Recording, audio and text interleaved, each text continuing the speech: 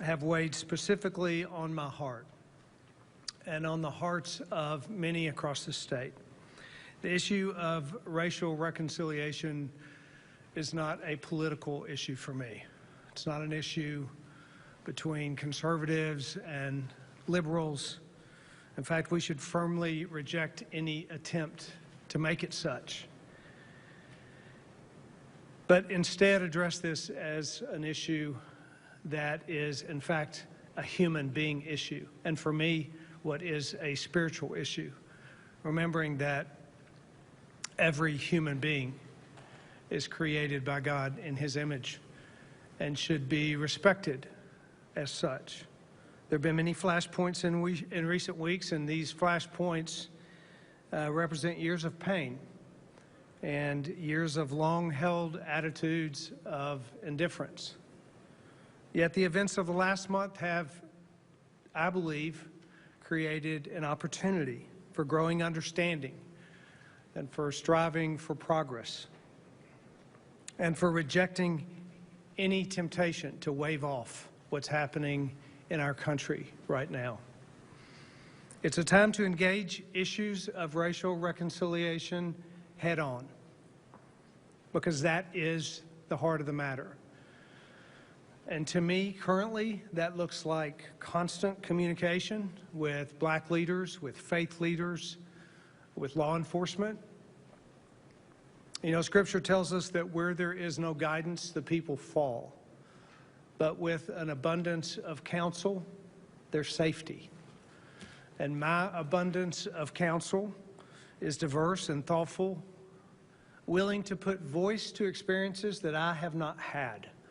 And I'm grateful to those who've taken the time to speak earnestly to me about those issues.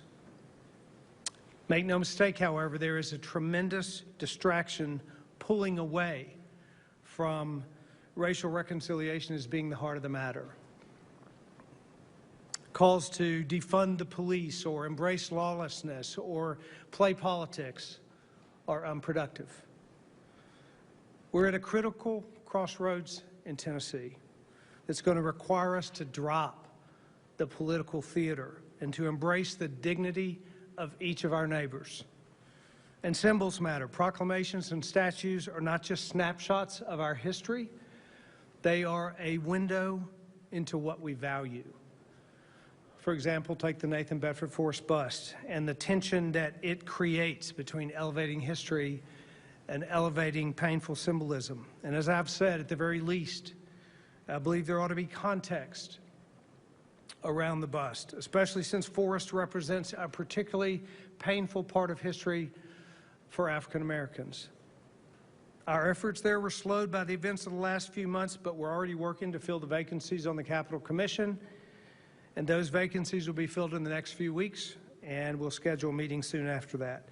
And regarding the Historical Commission, it plays an important role in this process, and I'd be remiss if I didn't acknowledge the passing of the chairman of the Historic Commission, Dr. Revis Mitchell. Dr. Mitchell was a longtime Nashvilleian who served as a premier historian and dean of the School of Humanities at one of the most iconic historically black universities in the country, our own Fisk University.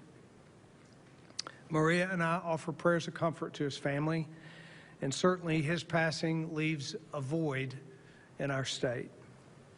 Speaking of history and symbolism, we have an opportunity to mark a historic day in the life of this nation, and one that is particularly significant in this conversation.